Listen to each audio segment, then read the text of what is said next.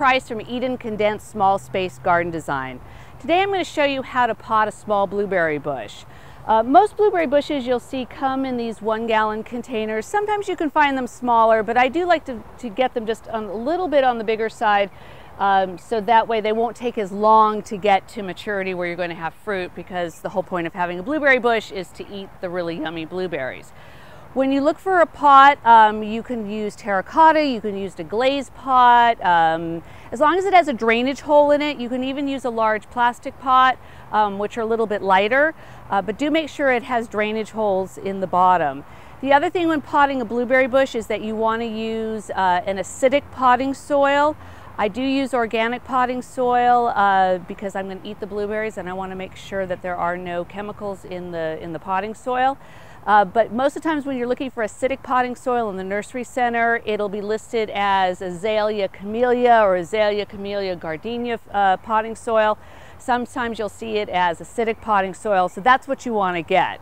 And make sure that you do have a pot that is bigger than the container that the plant comes in from the nursery, because you do want to give it room to grow and room for the roots to spread out too.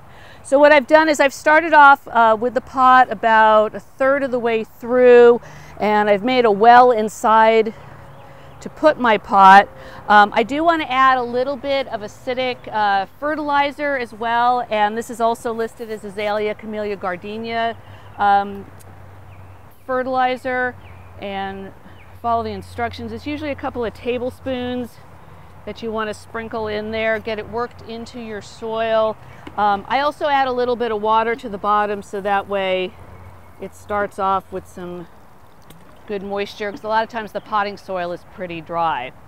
So what you'll want to do is gently tip your garden center pot over, loosen it up. If it's not loosening up, then you can take some shears and cut it.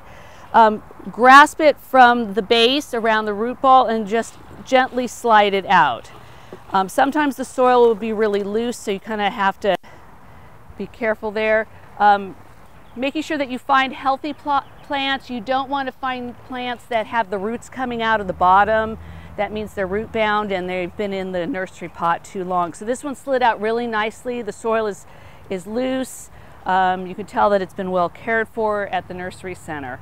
I do like to loosen it up just a little bit on the bottom, just to make sure that the roots don't have any difficulty spreading out. And then you'll want to place this in your pot, and kind of take a look at it, see that it's on a side that you like it. Make sure that it's straight and balanced, and then you'll want to add some additional potting soil around to fill in the spaces.